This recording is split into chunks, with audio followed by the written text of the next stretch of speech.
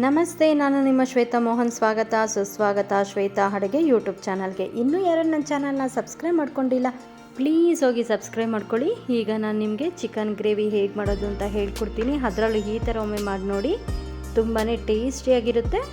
ಹಾಗೆ ಮಾಡೋದಕ್ಕೂ ತುಂಬಾ ಸಿಂಪಲ್ಲಾಗಿ ಎಲ್ಲಾದ್ರ ಜೊತೆನೂ ತಿನ್ನೋದಕ್ಕೆ ತುಂಬಾ ಚೆನ್ನಾಗಿ ಹೊಂದುತ್ತೆ. ಹೇಗೆ ಮಾಡೋದು ಅಂತ ನೋಡೋಣ ಬನ್ನಿ. ಮೊದಲಿಗೆ ನಾನು 1.5 kg ಚಿಕನ್ ತೊಗೊಂಡಿದ್ದೀನಿ. 1.5 kg ಚಿಕನ್ ಗ್ರೇವಿ ಮಾಡೋದಕ್ಕೆ ಮಸಾಲೆ ಪದಾರ್ಥಗಳು ಹೀಗೆ ತೋರಿಸ್ತಿದ್ದೀನಿ. ಚಕ್ಕೆ 2 ಇಂಚು, ಲವಂಗ 10ರಿಂದ 12, ಸೋಂಪು ಅರ್ಧ ಸ್ಪೂನ್, ಏಲಕ್ಕಿ 2, ಕಾಳುಮೆಣಸು 1 ಸ್ಪೂನ್, ಶುಂಠಿ 2 ಇಂಚಷ್ಟು ತೊಗೊಂಡಿದ್ದೀನಿ, ನಾಟಿ ಟೊಮೆಟೊ 1, ಬೆಳ್ಳುಳ್ಳಿ 2 ಗಡ್ಡೆನ ಚಿಪ್ಪೆ ಬಿಡಿಸಿಟ್ಕೊಂಡಿದ್ದೀನಿ, ಮೀಡಿಯಮ್ ಸೈಜ್ ಈರುಳ್ಳಿ 2 ತೊಗೊಂಡಿದ್ದೀನಿ. ಈಗ ನಾನು ಪುದೀನ 1 ಕೈ ಹಿಡಿಯಷ್ಟು ತೊಗೊಂಡಿದ್ದೀನಿ, ಕೊತ್ತಂಬರಿ 1 ಕೈ ಹಿಡಿಯಷ್ಟು ತೊಗೊಂಡಿದ್ದೀನಿ, 1/4 ಚಿಪ್ ತೆಂಗಿನಕಾಯಿ, 10ರಿಂದ 12 ಹಸಿಮೆಣಸಿನ್ಕಾಯಿ ತೊಗೊಂಡಿದ್ದೀನಿ. ಮೊದಲಿಗೆ ನಾವು ಚಿಕನ್ ಗ್ರೇವಿ ಮಾಡೋದಕ್ಕೆ ಮಸಾಲೆ ರೆಡಿ ಮಾಡ್ಕೊಳ್ಳೋಣ. ಮಸಾಲೆ ರೆಡಿ ಮಾಡ್ಕೊಳ್ಳೋದಕ್ಕೆ ಒಂದು ಬಾಣಲಿ ಇಟ್ಕೊಳ್ಳೋಣ. ಬಾಣಲಿ ಬಿಸಿ ಆಗಿದ ನಂತರ 1 ಸ್ಪೂನ್ ಎಣ್ಣೆ ಹಾಕ್ಕೊಳ್ಳೋಣ. ಎಣ್ಣೆ ಕಾಯ್ದಿದ ನಂತರ ಹಚ್ಚಿಟ್ಟಿರೋ ಈರುಳ್ಳಿ, ಚಿಪ್ಪೆ ಬಿಡಿಸಿರೋ ಬೆಳ್ಳುಳ್ಳಿ, ಶುಂಠಿ, ಚಕ್ಕೆ, ಲವಂಗ, ಏಲಕ್ಕಿ 2, ಟೊಮೆಟೊ 1, ಸೋಂಪು ಬೀಜ ಅರ್ಧ ಸ್ಪೂನ್, ಕಾಳುಮೆಣಸು 1 ಸ್ಪೂನು, ನಂತರ ಅದಕ್ಕೆ ಹಸಿಮೆಣಸಿನ್ಕಾಯಿನ ಹಾಕಿ 1ರಿಂದ 2 ನಿಮಿಷ ಫ್ರೈ ಮಾಡ್ಕೊಳ್ಳೋಣ. 1ರಿಂದ 2 ನಿಮಿಷ ಈ ಥರ ಫ್ರೈ ಮಾಡಿಕೊಂಡು ನಂತರ ಇದಕ್ಕೆ ಪುದೀನ, ಕೊತ್ತಂಬರಿ ಸೊಪ್ಪು, ಕಾಯಿನ ಸೇರಿಸ್ಕೊಂಡು ಗ್ಯಾಸ್ನ ಆಫ್ ಮಾಡ್ಕೊಳ್ಳೋಣ. ಕಂಪ್ಲೀಟ್ ತಣ್ಣಗಾಗೋದಕ್ಕೆ ಬಿಡೋಣ. ಕಂಪ್ಲೀಟ್ ತಣ್ಣಗಾಗಿದ ನಂತರ ಒಂದು ಮಿಕ್ಸಿ ಜಾರ್ಗೆ ಹಾಕ್ಕೊಂಡು ನುಣ್ಣಗೆ ಪೇಸ್ಟ್ ಮಾಡ್ಕೊಳ್ಳೋಣ. ಈ ಥರ ನಾವು ಪೇಸ್ಟ್ ಮಾಡಿ ಹಾಕೋದ್ರಿಂದ ಚಿಕನ್ ಗ್ರೇವಿ ತುಂಬಾ ಟೇಸ್ಟಿಯಾಗಿರುತ್ತೆ.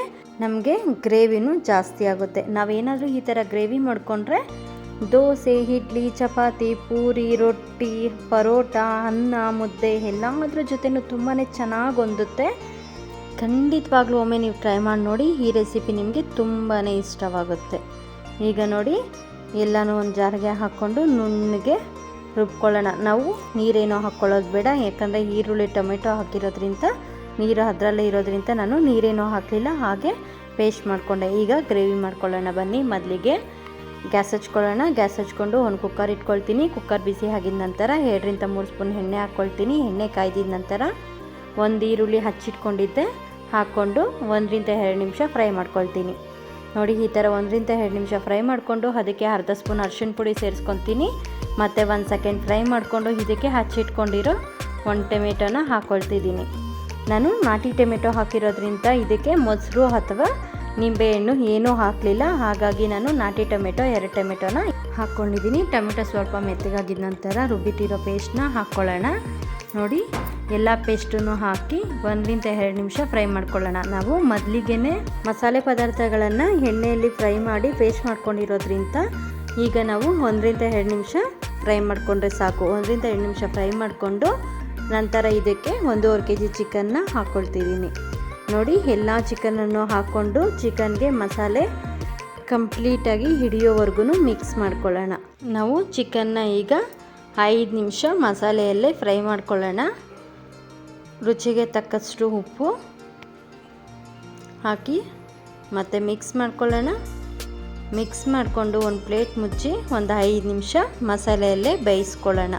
ನಾವೀಗ ಚಿಕನ್ನ ಮಸಾಲೆಯಲ್ಲೇ ಒಂದು 5 ನಿಮಿಷ ಬೇಯಿಸ್ಕೊಂಡ್ರೆ ಉಪ್ಪು, ಹುಳಿ, ಖಾರ ಎಲ್ಲನೂ ತುಂಬಾ ಚೆನ್ನಾಗಿ ಹಿಡಿಯುತ್ತೆ. ಹಾಗಾಗಿ 5 ನಿಮಿಷ ಬೇಯಿಸ್ಕೊಂಡು ನಂತರ 1 ವಿಷಿಲ್ ಕೂಗಿಸ್ಕೊಳ್ಳೋಣ. 1 ವಿಷಿಲ್ ಬಂದಿದ ನಂತರ ಕುಕ್ಕರ್ನ ಗಾಳಿ ಬಿಡೋಣ. ಕುಕ್ಕರ್ನ ಗಾಳಿ ಹೋಗಿದ ನಂತರ ಮುಚ್ಚಳ ಓಪನ್ ಮಾಡಿಕೊಂಡು ಒಂದು ಮಿಕ್ಸ್ ಮಾಡ್ಕೊಳ್ಳೋಣ. ಮಿಕ್ಸ್ ಮಾಡಿಕೊಂಡು ಈಗ 1 ಸ್ಪೂನ್ ಧನಿಯಾ ಪೌಡರ್ನ ಹಾಕ್ಕೊಳ್ಳೋಣ. ಮತ್ತು 1 ಮಿಕ್ಸ್ ಮಾಡ್ಕೊಳ್ಳೋಣ. 1 ಮಿಕ್ಸ್ ಮಾಡಿಕೊಂಡು 5 ನಿಮಿಷ ಮೀಡಿಯಮ್ ಫ್ಲೇಮಲ್ಲಿ ಬೇಯಿಸ್ಕೊಳ್ಳೋಣ. ಚಿಕನ್ ಮುಕ್ಕಾಲು ಭಾಗ ಬೆಂದಿದೆಯಲ್ವ, ಹಾಗಾಗಿ ಮೀಡಿಯಮ್ ಫ್ಲೇಮಲ್ಲಿಟ್ಟು 5 ನಿಮಿಷ ಬೇಯಿಸೋದ್ರಿಂದ ಕಂಪ್ಲೀಟಾಗಿ ಚಿಕನ್ ತುಂಬಾ ಚೆನ್ನಾಗಿ ಬೇಯುತ್ತೆ. ನೋಡಿ, ಬಿಸಿ ಬಿಸಿ ಗ್ರೇವಿ ರೆಡಿ ಆಯಿತು.